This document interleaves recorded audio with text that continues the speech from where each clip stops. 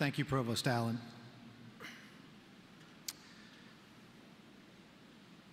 I have to tell you that I'm incredibly grateful that the months of nerves and nausea are just minutes away from ending.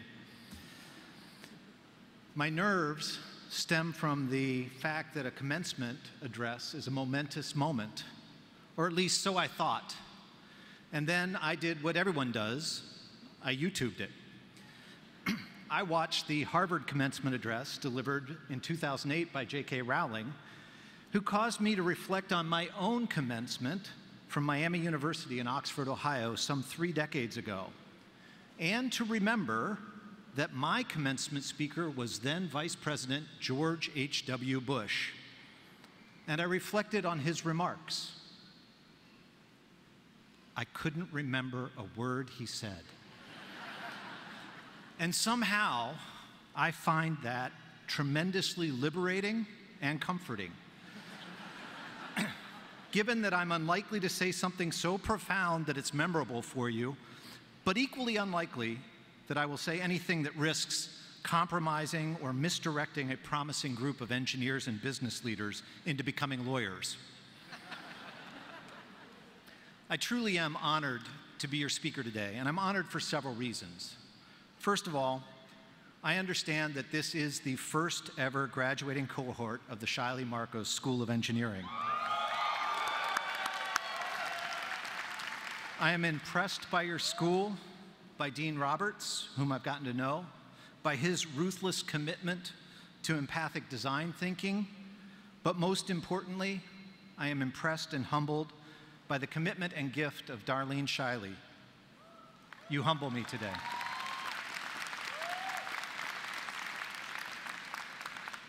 Second, over the past several years, I've had the privilege to work with professors and students at the Kroc School of Peace and Justice Studies and at the School of Business Administration, thinking through concepts of designing business for good and using social entrepreneurship and impact investing as a means for healing the world and for making it a more just place. Experiencing the leadership of the faculty and administration here, beginning with President Lyons, which is recognized by the prestigious designation from Ashoka as a Changemaker campus, elevates the honor to be here today. And third, as the father of 2 daughters, one a graduate and master's graduate of this university, and the other an incoming senior at Occidental College, I am grateful and ecstatic that the leadership of this university has shown in its efforts on behalf of women.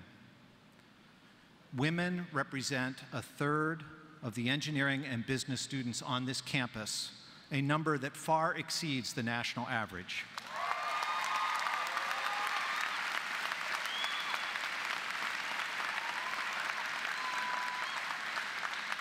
And in case you missed the import of that, let me just say, this is important for business, it's important for engineering, it's important because it empowers women, and it's important because it changes the hearts of men.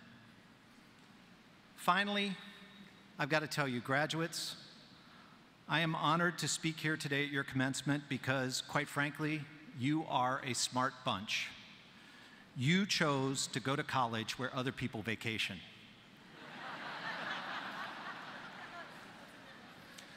Today, I have 4 simple thoughts to leave with you. Start where you are, use what you have, do what you can, and it'll be enough. They're simple thoughts, but they're not simplistic. For example, start where you are is a concept that often requires incredible mental toughness. More than 3 decades ago, at my own undergraduate commencement, I knew where I wanted to go, but I lacked a clear sense of how to get started. I wanted to be a lawyer, so I knew I was heading to law school, but some obstacles exist. With massive undergraduate debt, no job prospects, and a feeble undergraduate record, I did what any self-respecting son would do. I boomeranged on my parents. Now, I offer this today not as a model for you to emulate, but rather as a preface to how perseverance can make all the difference. Although I moved back home with my parents after graduation, I did so with a sense of determination that I would not stay there, that I would get a job, that I would go to law school. And every week, I set a goal of sending out 50 resumes and cover letters. And after several weeks, I got a few interviews. And after several months, I got a job that allowed me to build a different resume. And after several years, after applying 3 times, I was finally accepted into night law school after wearing holes in the knees of my pants. My determination and perseverance didn't end there. More than anything else, these qualities are responsible for most of the accomplishments in my life that Provost Allen was referring to, including pursuing my wife of 27 years, a woman far better than me and whom I had to convince should date a guy who was living in his parents' basement. But this is my point. Every day, you have the opportunity to start where you are. Every day, you have the choice of what you're going to do. What you did yesterday or the day before doesn't matter. It doesn't dictate what you choose to do today. Sometimes the starting where you are can be tough. Sometimes you feel as though you're climbing a mountain every day, looking at a summit that seems no closer than a day or even weeks before, and every day facing the grind of one foot in front of the other. But occasionally it happens. Someone comes along, they meet you, they encourage you, and they tell you to stop, turn around, take a look, and see how far you've come. Don't ever underestimate the power that persistent dedication to a goal can have for helping you prevail. And don't ever underestimate the power that your encouragement can offer someone else by helping them celebrate how far they've come. Today, I'd like to offer a bit of encouragement of my own to one of your colleagues, not by name, but by recounting his story. Although there are hundreds of stories in this audience that all would be good examples in this graduating class, I will never know all the sacrifices of all the families represented here today, or the sacrifices by you, the graduates, that brought you to this day. By recounting one story, I mean to honor all the stories. And that one story, the little piece of that one story I know, is of a student in business administration. This finance major transferred to USD and is a first-generation college student. Since graduating from high school, he has worked full-time throughout college at McDonald's and become a manager. Now, I'm sure there were days while he was working and studying when his clothes smelled of French fries and burger fat, that he wondered if he was just slogging away in pain, no closer to his goal. But this young man stayed persistent in putting one foot in front of the other and moved step by step towards his goal. This year, he was hired for the competitive Sempra Energy Financial Leadership Program. I don't know him personally, but I'm guessing that this young man is the kind of person who approached each day with the attitude that I commend to you today: start where you are. Second, I recommend that you use what you have. In order to use what you have to know what you have. And here I want to tell a story from one of my trips to Ethiopia. On this particular trip, a number of us spent our last day visiting the Sisters of Charity Hospital for the Destitute and Dying, the hospital established in Addis Ababa by Mother Teresa's order. On the ride there, our little group of 6 struggled for answers to the question, why visit this place? Were we just compassion tourists? Or did we really believe that during a 1-hour visit, we might do some good or be changed or both? Now, if you've ever visited a place like this, you won't be surprised by the fact that cameras are not permitted out of respect for the dignity of the patients. But this leaves me with only words to convey the eyes, sunken but longing for human interaction of the young woman I met lying on a cot. She was 21 years old when we met, but as a young girl, her parents died and her uncle sold her to be a servant.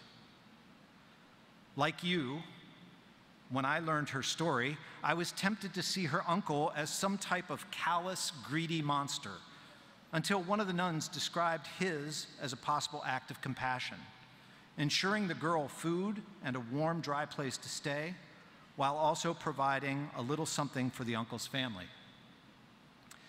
After having been sold by one family in the country to another family in the city, this young woman was hit by a car on her way to the market one day. Left to die on the road, someone showered her with compassion rarely shown to people in her station and brought her to the only place where they knew she would receive care, the Sisters of Charity Hospital. When we met, she was lying on the cot she had shared for 3 years with another patient, her body mangled, twisted, and paralyzed. Yet as I sat and held her hand, and a volunteer massaged her legs with oil to keep the circulation running, I noticed something that drew me into a conversation with her. And that's when she began speaking about her strength. She talked about hope. She referenced the future God had in store for her life. Honestly, I listened and I wept as she looked sweetly into my eyes with a sense of confidence about her life that I lacked for my own. And without a single word, as 6 of us left the hospital, we knew that this woman on the cot had changed us deeply. Now let me simply hypothesize that when you inventory what you have, you are likely to find that you have much more to offer than a paralytic woman on a cot in Ethiopia. So how much greater is your ability to influence the world?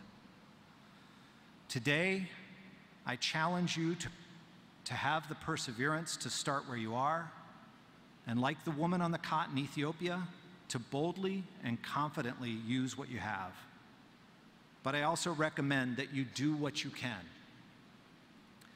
Contrary to what some of you may have been told, your 16 years of education weren't primarily about teaching you how to make a living. Rather, it is my hope and the hope of this university that your education has more fruitfully taught you how to make a life. In this respect, you probably already know what it took me many, many years to learn.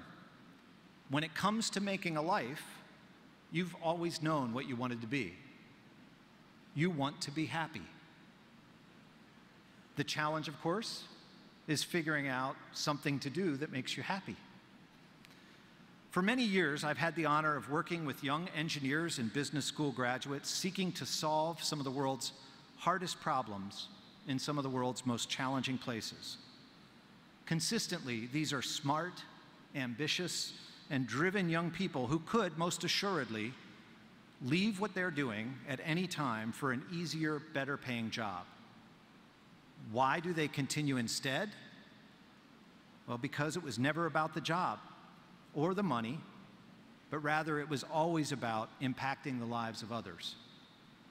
One such social entrepreneur is a mechanical engineering student graduating today who won $8,500 in last year's Social Innovation Challenge on campus for his online volunteerism idea called Rome.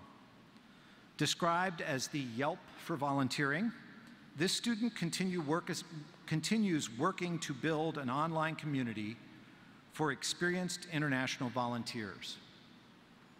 When asked about his pursuit, this young man simply noted, "This idea came to me because it's what I love doing." That is to say, it was a natural expression of who he is and what he loves to do. As a generation, you excite me. For you, the world has shrunk Thanks, in fact, to the fact that your graduating class, nearly 70% of you have done study abroad. But also thanks to the fact that you are the first generation to grow up completely connected to the internet. You've had unlimited access to information since an early age, growing your sense of your neighbor and further shrinking the world. As a result, you've developed greater empathy, both for the people who've lost their homes in San Diego to the fires the last few weeks, but also to the families of Nigerian girls captured by Boko Haram. And with your empathy, you've developed a strong sense of the world's brokenness, a deep cynicism about the way things have been done in the past, and a sense that technology, design, and entrepreneurship provide an opportunity to hack away at a new solution. You are not stuck in cynicism, but informed by it and following your heart to a place where many in your generation are seeking solutions to some of the world's hardest problems in some of the world's most challenging places. This is a worthy pursuit. You are worthy pursuers. You needn't be superstars to play your role. And you needn't be on the front lines in order to be an encouragement to your cohorts who are. You are a generation with incredible heart, an incredible heart for the world. And the world needs more people with heart, especially today. We've long had an abundance of people in the world who use their heads, but a lack of those who follow their hearts. And I love the image that Ray Bradbury painted in his quote about people with heart when he described them as people willing to jump off cliffs and believe they could build wings on the way down. I believe you are that cliff-jumping, wing-building generation of heart. And I am excited. I'm excited by where you will lead us when you start where you are and you use what you have and you do what you can. But I admonish you with one final thought. Get comfortable with the idea of enough. Be ruthless about defining enough in your life so that you don't fall into the mindless consumption of my generation. And learn to lead a life of quiet contentment with what you can do, understanding that there will be failures and setbacks along the way. Dean Roberts and I had lunch today, and we talked a little bit about empathic design thinking. And in that realm, we emphasize a concept called rapid prototyping. The engineers are going to know what I'm talking about. The idea is simply that you work quickly at a low cost to prototype and improve repeatedly so that you fail early and often. I call this a process of celebrating right-sized failures as a way to gain insights to excellence. Most often, the world deals with failure in silence, relegating it to breeding a sense of shame over past failures and a fear over future failures. Today, I challenge you, the graduating class of 2014, to persevere daily, to harness your failures, and to pursue your hearts. Unleashed from the expectation that you need to be a superstar or that the measure of your success or your identity are reflected in the car you drive or the house you own or the job you work, I encourage you to be bold. Find your voice and don't lose it. Find your passion and pursue it. And whatever you do, don't settle for someone else's voice or someone else's passion, because the world desperately needs you to pursue your heart and to start where you are, use what you have, and do what you can, because it will be enough. Thank you.